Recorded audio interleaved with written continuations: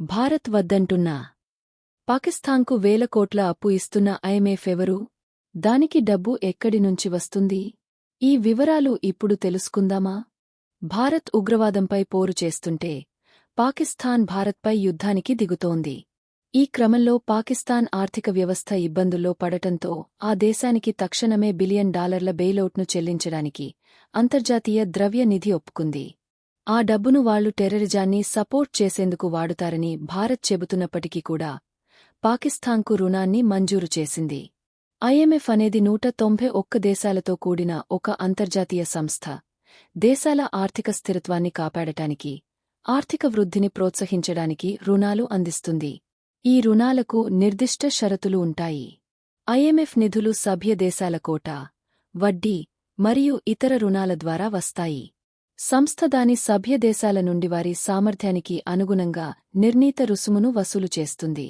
దీనిని కోటా అంటారు. సామర్థ్యమంటే దేశ ఆర్థిక పరిస్థితి, జీడిపి, విదేశీ వాణిజ్యం మొదలైనవి. దీని ఆధారంగా కోటా నిర్ణయిస్తారు. సభ్యత్వం తీసుకునేటప్పుడు ఆ దేశం ఈ కోటాను చెల్లించాలి. ఇదే ఐఎంఎఫ్కి ప్రధాన నిధుల వనరు. ఇది కాకుండా రుణాలపై వడ్డీతో కూడా నిధులు సమకూరుతాయి. ఎక్కువ రుణాలు తీసుకున్న దేశాలు ఏంటి?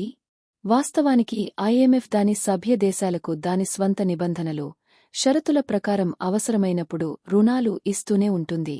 ఈ జాబితాలోని కొన్ని ప్రధాన, పెద్ద రుణగ్రస్తులైన దేశాలు Argentina, Ukraine, Egypt, Pakistan, Ecuador, Colombia, Angola, Kenya, Bangladesh మొదలైనవి ఉన్నాయి. తాజా నివేదిక ప్రకారం ఈ దేశాలలో అర్జెంటీనా అత్యధికంగా $40.9 బిలియన్ రుణం తీసుకోగా, బంగ్లాదేశ్ అత్యల్పంగా $2.69 బిలియన్ రుణం తీసుకుంది. రష్యాతో యుద్ధంలో అతలాకుతలమైన ఉక్రెయిన్ $14.6 బిలియన్ రుణం తీసుకుంది. పాకిస్తాన్ $8.3 బిలియన్ రుణం తీసుకుని ఎక్కువ రుణం తీసుకున్న దేశాల జాబితాలో 4వ స్థానంలో ఉంది. ఐఎంఎఫ్ నుంచి అత్యధిక సార్లు బెయిలౌట్ పొందిన దేశం మాత్రం పాకిస్తాన్. ఈ ఐఎంఎఫ్లో అమెరికా యొక్క వాటా 16%. కాబట్టి ఈ రుణాలు మంజూరు చేయడంలో అమెరికా యొక్క ప్రభావం చాలా ఎక్కువగా ఉంటుంది.